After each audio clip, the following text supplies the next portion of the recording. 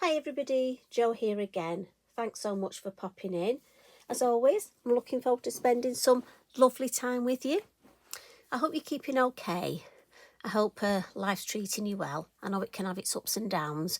So let's hope that we've got a new month, haven't we, March? Let's hope that March is a lovely month with lots of ups and less downs. That would be lovely, wouldn't it? Just for all of us. Now, the fact that we've got a new month, we have a challenge at Lavinia, and every month the winner's chosen at random, which is always good, and they can win a £40 voucher to spend at Lavinia. Now, all the details are on the Lavinia website, and if you go to the website and go to the part for the creative challenge, that's where you pop your card, and also all the information's there. So pop along there and have a look. Also, you know, it's a lovely way to look for inspiration. Just looking through the ideas. So that can be nice. You know, if Mr. Mojo's gone on holiday and not come back yet like he does, you could pop along and have a look. Now, this month's challenge, Animal Magic. So as long as you go along with that theme, as long as you're using your Lavinia products, enter. Wouldn't it be lovely if somebody on here, our lovely community on here with our little videos, our little catch-up said, hey, Jo and fellow friends, I've won. I've got the £40 voucher. Thing is, my trouble would be I wouldn't know what to spend it on. Well, I've got a long list. You know, it would be where to start. So I thought today I'd come along with this design, and it's my interpretation of Animal Magic. And for me, I've got our beautiful unicorn here, Talia, and she is looking adoringly at Pipin. He's looking back, and look, it just happens that Mini Jinx has just decided he's going to hitch a ride with our lovely unicorn. Just some foliage stamping around. But also a couple of you have been in touch and just said that you're not quite sure about the mini hill masks and how to use them. So I thought it's an ideal opportunity to introduce them just as we're going along. Now, you might choose different stamps. It might just give you an idea, but honestly, I would love you to enter the challenge. So this all starts. Now, I've matted and layered mine just to show you how it can look if you were going to put it in a frame or on a larger card. This would be going on an 8x8 card blank to incorporate the backing card. But it starts as a 5.5-inch piece of multifarious, which you could pop on a 6x6, just have smaller mats and layers. So I'm going to put this here so I can see what I'm doing. Now I'm going to start with my stamping, and as you know, I just like some copy of paper underneath. It just helps me. Versafine Clair, it's a permanent ink, so it's lovely for stamping. And we're coming in with the black, the Nocturne. Now Talia is quite a sizable stamp look, so I'm just going to put plenty of ink on. But don't press your ink pad too hard. You're better to do lots of light taps than pressing it down. Now, again, make sure you put, if you're not sure how to check if you've got ink on, if you just sort of move it in the light, I've missed a bit there with the ink, and it's sort of shiny where you've got the ink. But, you know, if you miss a little bit off, we have ways round it. We're creative people, aren't we?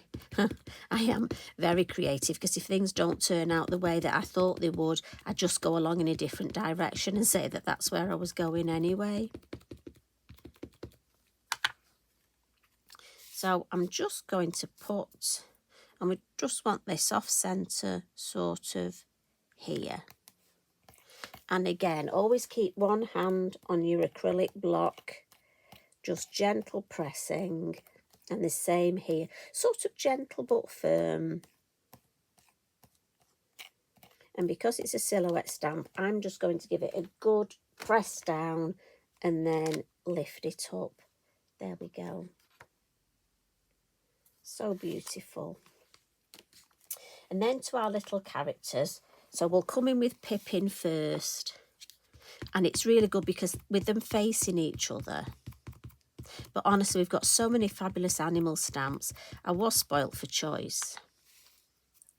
So my head might come in because I just want to put Pipin there, looking up. And again, we'll just wait a couple of seconds, just let that ink soak into the card and then lift up. So then for our mini Jinx, hitching a ride. Now, if you don't want to pop him on, leave it without. And again, I'm just going to put my head over just so that I can put him there. I just like to add a fun little piece to a design. I think it's just lovely to have something to make us smile. But it's the same with any design. If there's a part that you're not keen on, then don't add it. We just come in with ideas, and you can take, it's like recipes, isn't it? You take, how often, mind you, I might be different. Do you follow a recipe perfectly? Because I don't, I'm terrible. I add bits, I leave bits out, I manipulate it. So Versafine Clair, a slower drying ink. So we just give it a blot so that we don't smudge it. And then for our mini hill masks. So we get 3 of these. And we're going to start with the straighter one. And for me, I just find it easier to turn my work sideways. And again, you get used to your own ways. There's not a definite right or a definite wrong. We just get used to certain things. Elements ink, so these are a dye-based ink. So these are perfect. You can stamp with them, but I tend to use them more for blending, for backgrounds. They react with water. But again, you can use them for as many things. Fabulous on the gel press. Lavinia stencil brush. And I always blend in the lid. 2 reasons. 1, it helps blend the ink on your brush. But 2, it eliminates having too much on to start off with, especially if it's a new ink pad. I always say, ladies and gentlemen, you will know your ink pads. When they're new, they're extremely juicy. Some of mine I've used so much that I've used them that much they're ready for, I need to treat myself to a couple of new ones. I don't even go in the lid because I know I've got very little ink left on there. But in general, I would always recommend blending in the lid. So we're going to pop the mask above where we want it, and we're going to add the colour underneath. So I want to catch all 4 feet and Pipin's bottom if I can. Just to almost plant them all. So I think that's a good angle. And I'm just going to start on the mask and almost flick the colour off. I'll get some more in the lid. And when I start, I always start under an object. So if this was a tree, or I'm going to use a unicorn, because when I start, I've got more ink on, and sometimes, especially a new ink pad, it can be very dark. But if it's darker there, it will just look like it's shadow. So that's the best tip I can give you. And then I'm just going to go right along to add a nice bit of colour along the whole. If I want to check what it looks like, look, I can hold this here, lift it up. There we go. I'm happy with that. To wipe them, I've just got a damp cloth here and then a dry cloth. And I always wipe mine before I put them away. And then I know next time I get them out, they'll be ready to use. They won't have ink that will contaminate. So I want some gentle hills next. So maybe we'll go for this one. When you come to this stage, bear in mind, you don't want to just put it down and add ink, because look, we don't want to chop Pipin's neck off. It just wouldn't look right. So if I just angle that slightly, look, that works better. Now, I'm not going to add any more ink. And I'm just going to gently add, I've got plenty of ink left on my brush. But also what you'll find is it will be lighter because you haven't re-inked, and that will help with perspective. Because the lighter things are, that gives good for distance. And again, I'm just going round, lift that off, I'll turn it round so you can see, and we'll give that a wipe to put that away. So I need one more, and again, just play around, having a look.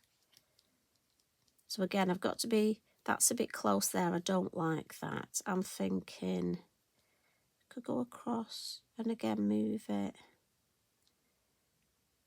What you can do, what I might do is I'm actually just going to add a little bit of a hill there. And again, no more ink because it's lighter. And I'm going to do them independently. Add a little bit of colour underneath. And then I'm just going to add a hill this side, like this. And again, no more ink because I want it paler. And there we've got... So you can use part of your mask at a time. And those, as soon as I've finished, I put them back in the container so I know, keep them together. So that was olive. We're going to add some sky now, and this we're going to use mermaid. And our circle masks for this. And I've got a little dot of yellow Posca on mine. It's dry, just helps me locate it because with the mask being see-through, I do tend to lose them a lot. Now, one of the reasons I'm popping the moon mask over here, look, I've got that nice shape and it's just coming off the page there. If I put it here, I don't think that looks nice because the shape of the hill there. And I always recommend turn your work upside down. Again, blend off on the lid, because when we first start, I'm going to start at the base of the moon. And if I've got too much ink on and it's quite dark, I want it dark at the base, so that's fine. It's just, again, another good habit to get into. And I'm just going to go all the way around. I tend to leave a little bit of a border. I don't worry about where the land and the sky meet. I don't want them to overlap, but I quite like a little white border. It looks very effective. So if I turn that round, and as I say, that was mermaid. And then I'm going to bring in a little bit of confetti. Sorry, excuse me. And I'm just going to wipe the moon mask. You know what my throat's like? Every so often it decides to just play up. And put the moon mask straight back in. And if you do that, you've less chance of losing it. Now with the confetti, I just want to add some lovely, if I bring the finished piece in, look, these lovely pink tones to the sky, just for sort of a magical and sort of atmosphere. So I'm going to start in the corner and just bring some pink in. Again, not too much. I've blended it on the lid. And I'm actually going to go right across the moon, look. And I just think it's, when you look at the sky, it's not very often just blue, is it? I mean, I know we have clouds, but often there are so many other colour tones in it. Doing cards, especially my Lavinia cards, it has made me look at the sky more. And I just love that look. I just think it gives it a bit more atmosphere. Now, it won't show up very well under the lights, but believe me, honestly, there's a little bit of pink there. I don't want it to be too bright. And then I'm just going to give my mat a bit of a wipe. Just want to keep it as clean as possible. Then we'll add a little bit more stamping. So with your hills, it's easy, as you can see, to build a scene up just by using your hills, your colour. Again, a couple of colours of ink. If you've just started off, you don't need a lot of products to build a scene. And the next thing I tend to do is look and add some foliage at the base. And I'm going to start off with this lovely stamp, and this is from the Forest Moss. And for my foliage base and top, I'm going to come in with two colours. And I'm going to use Shady Lane, or Shady Lady, as we love to call her. It's just such a lovely green colour. And I'm going to stamp this first. And I'm using first and second generation. And I just almost want to clump. Because obviously things in nature, they do grow in clumps, don't they? So just to make it look realistic, we want some first and second generation.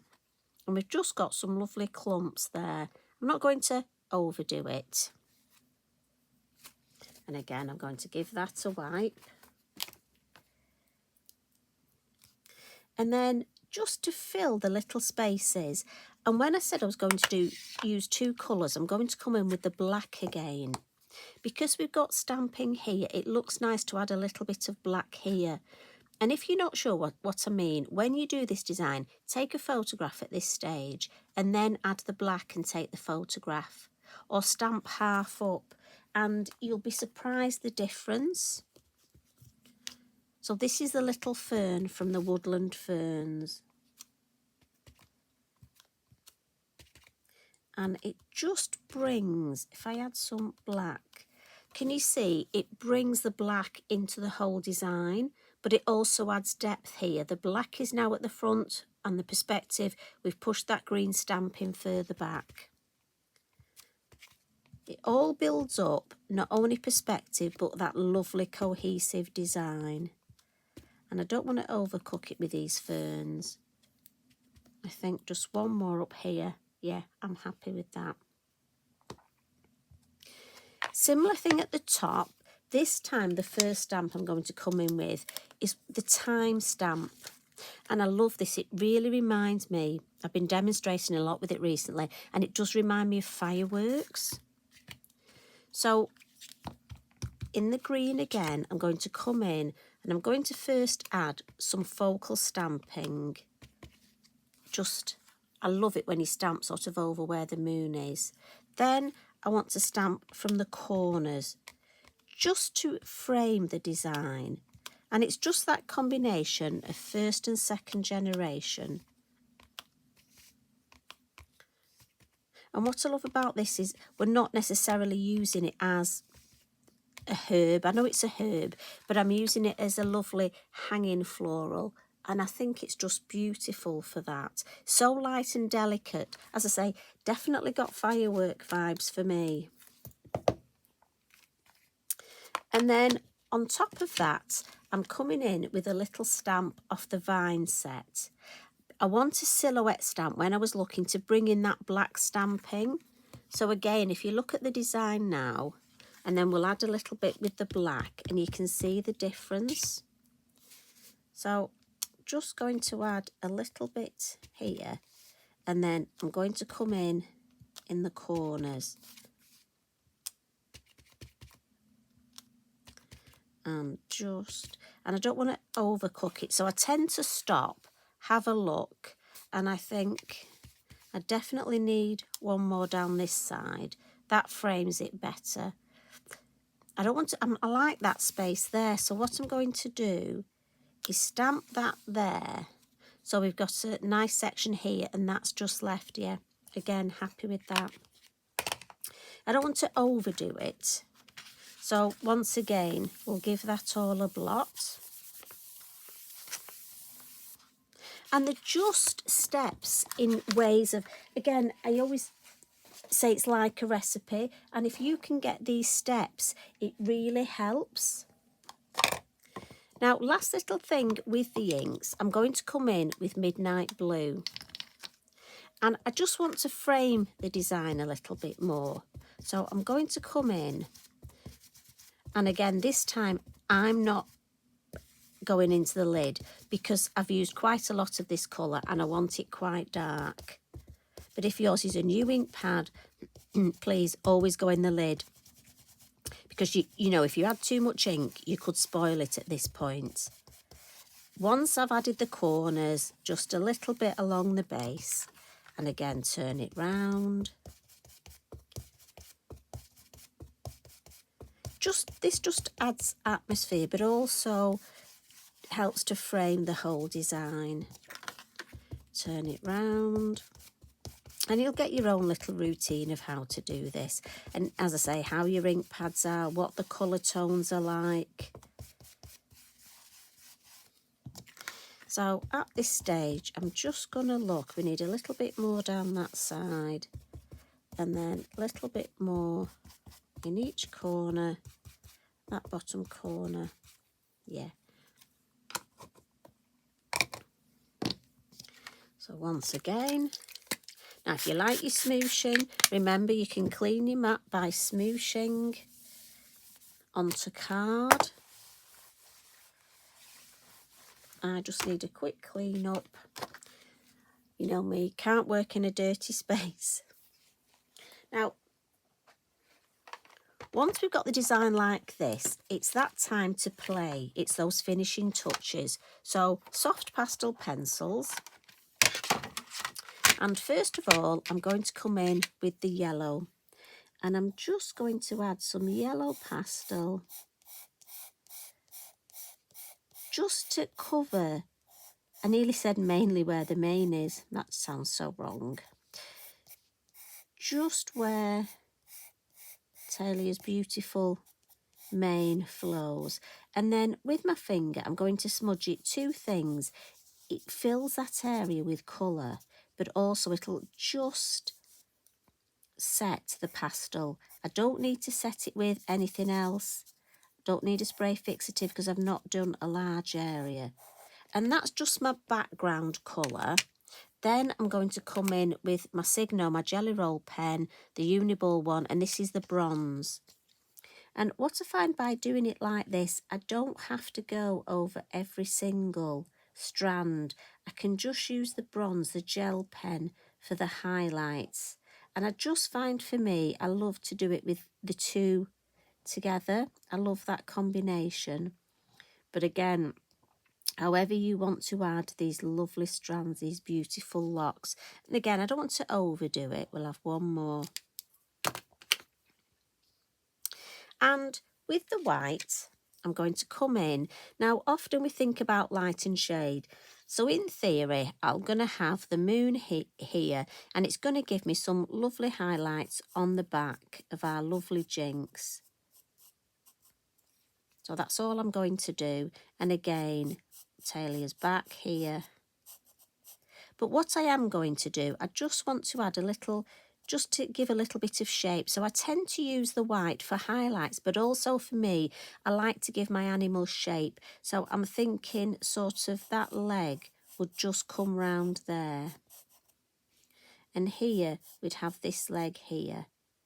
And then a little bit of shape under the jaw. So as I say, although this area would probably be in shadow, the highlight would be up here, but I'm just adding a little bit just to help for me. I think it just helps give a little bit of shape. So it's two things really. Now, again, if you like using your gel pen, you can use your gel pen for this. Gel pen doesn't work for me. Our Mona uses it fabulously. It just doesn't work for me. And again, it shows we're all different. So however you like to add your highlights, you go ahead. For me, the softness of the pastel pencil, and that's just enough for me. And then with the black, I'm going to come in and add a little bit of shadow. And again, it's amazing the difference for this. Again, the moon's there, so Pipin will have some shadow here, and it'll sort of come in this direction. Then we'll have a little bit under Talia here, and again, sort of behind, so it'll probably just come straight down. So if I just give that a bit of a smudge. And I don't want to overdo it with the, just enough, just to give it that little, just makes it look that bit more realistic. We'll pop those away. And then in the background here, I want a little bit of sort of our faux bleaching, as you can see in the finished one. Again, if you don't like this, leave it off. I just think it gives a little bit more atmosphere. So fan brush, which has been in my water pot, and I'm just going to carefully add it, especially around the edge. And then just let that, and while that's doing its work, I'm going to get ready. I've got my Posca, the yellow sparkle, as you know, I love this. And I'm also going to add a little bit of our Stickles glitter glue, and this is Seafoam, a lovely green. So just going to give, because I don't want the faux bleaching very much, I'm just going to give that a bit of a dab, and then I can come in with my Seafoam. Now, often, as you know, I paint this on, but here I actually want it on those beautiful Thyme. So I'm going to be a bit of a dot and dab. I think I'm a bit of a plasterer, really. And what I'm doing is I'm just going to dot it on, and then with my finger, I'm just going to dab. And I need to do this before I put the Posca. So always with your finishing touches, think about, and again, a little bit on the green here. Now, as I say, if it spits, it doesn't matter because I'm dotting and dabbing. As you know, it has terrible wind, Stickles, you know. So again, just come in here and give it a lovely dab. Just on the green, some dotting and dabbing. There we go, lovely. So the process, the way I like to do it, is my Stickles, and then the finishing touch is the Posca. Again, if you want to leave your Posca off, I just think it adds, the whole theme of this is Anima Magic. And so for me, shake, I'm going to hold it close, and then I can just direct, and I just want it over the foliage here, look. Around here and over the foliage here. And obviously I put this on last because I don't want to be touching this. I want to leave this to dry. And hopefully if we go all the way around, we can miss our lovely animals. Right, lid back on there. And then bring that up to show you.